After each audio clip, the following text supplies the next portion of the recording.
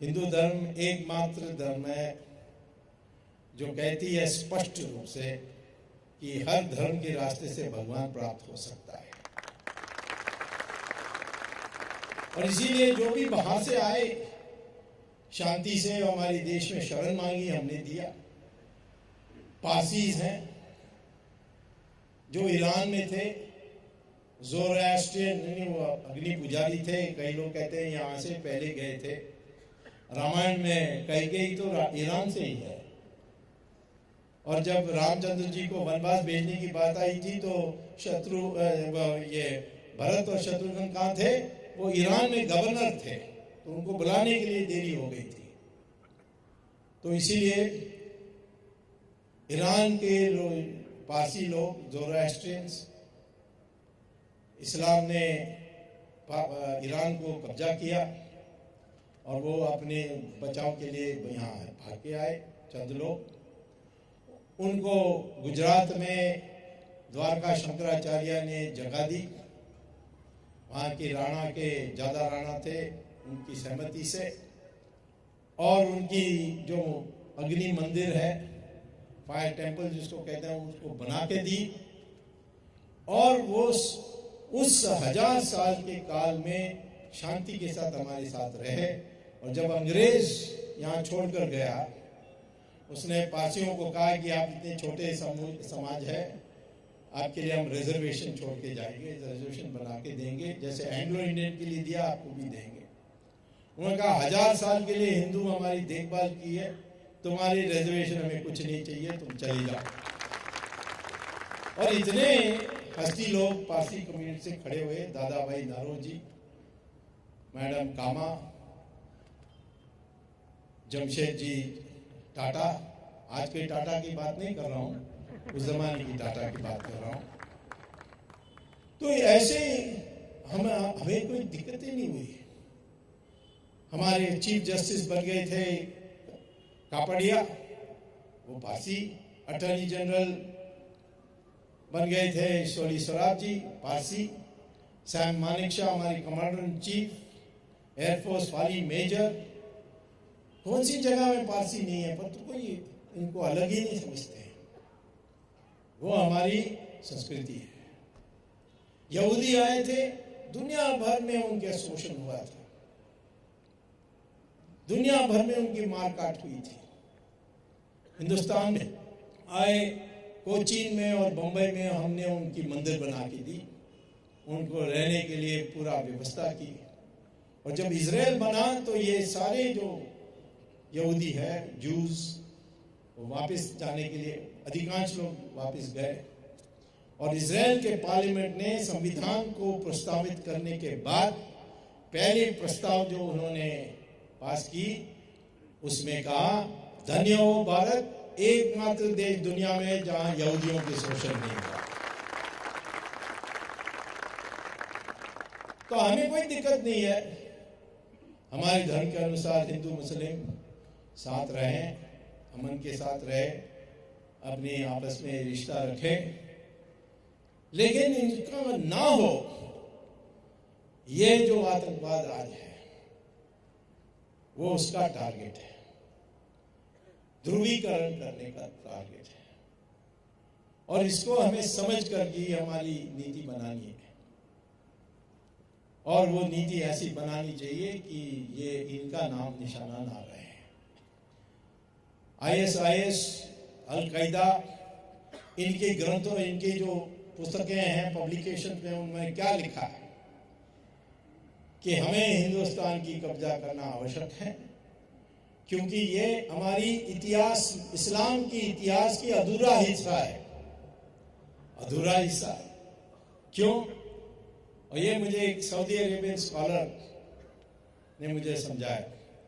उन्होंने कहा कि इस्लाम जहां भी गई, जैसे पर्शिया, ईरान, 15 साल कब्जा करने के बाद 15 साल में ईरान को 100% मुसलमान बना दी।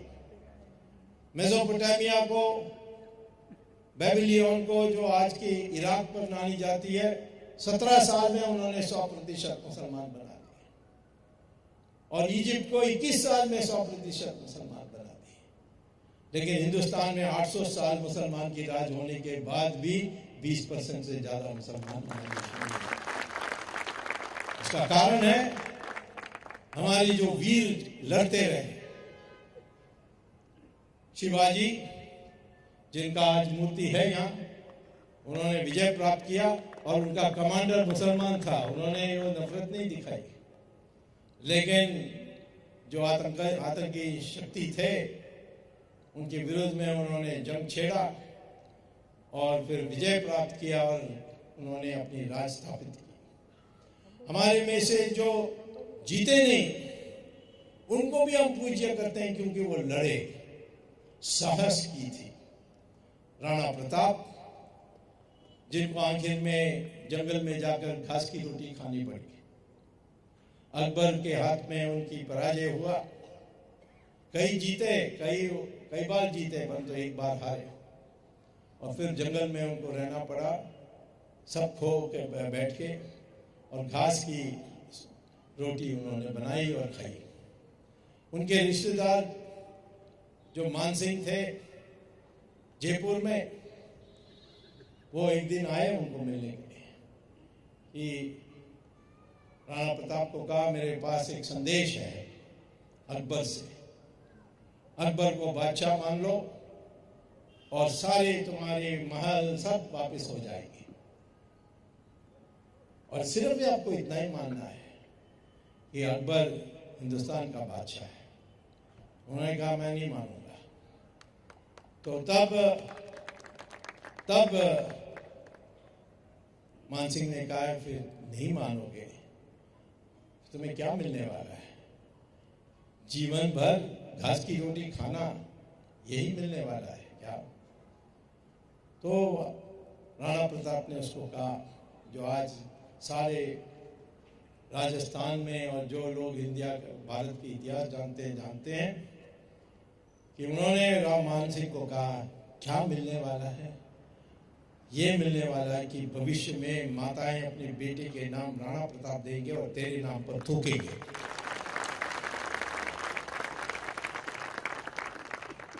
और सिर्फ राणा प्रताप नहीं, आपको पता है विजयनगरम की जो रामराज साम्राज्य थी, वो चली कितने 300 साल। अकबर से औरंगजेब तक तो 150 साल, लेकिन ये 300 साल कर्नाटक, तमिलनाडु, केरल और बंगाल के बॉर्डर तक जितना जमीन थी उसके अधीन वो मुगलों से ज्यादा थी, 2 गुना ज्यादा समय थी। लेकिन हमारे इतिहास के पुस्तक में उसका जिक्र बिल्कुल नहीं है, या है तो एक लाइन है कि दक्षिण भारत में कोई एक विजयनगरम की साम्राज्य थी। लोगों को सही इतिहास नहीं पता थे, इस कारण से। वैसे ही आसाम डायनेस्टी जिसको कहते हैं, थाईलैंड से लोग आए, बसे, हिंदू धर्म मानी और अहोम डायनेस्टी उन्होंने बनाई। अहोम डायनेस्टी ने मुगलों को पार करने नहीं दिया बर्मा के लिए। 3 बार मुगल आए, तीनों बार हराए, कोई जिक्र नहीं है। गुरु गोविंद सिंह, गुरु तेग बहादुर, उनके कारण आखिर में कमर तोड़ी गई थी मुगलों का, कोई जिक्र नहीं। हमारे इतिहास में हीन भावना पैदा करने के लिए लिखी गई है, जो विभाजन कर सकती है हमारे देश, उसके लिए लिखी गई है। तो हम किसी बाहर की शक्ति के खिलाफ लड़ना है तो पहले हम कौन है ये तो हमें समझना चाहिए। और मैं आपसे कहना चाहता हूं कि समझौता से कभी आप आतंकवादी से लड़ नहीं सकते। जब प्रधानमंत्री नरेंद्र मोदी पहले शपथ ली तो उन्होंने पाकिस्तान के प्रधानमंत्री को आमंत्रित किया था, बहुत प्रयास किया उससे दोस्ती करने के लिए। यहां तक कि अफगानिस्तान से इंडिया आते समय रास्ते में पता लगा कोई शादी हो रही है नवाज शरीफ के घर में, तो बीच में रुक के भी गए।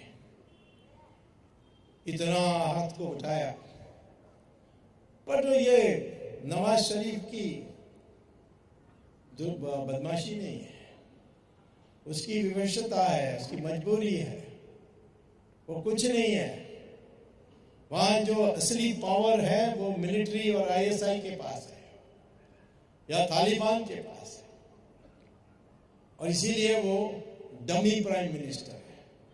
उससे बात करना फजूल है, बेकार है।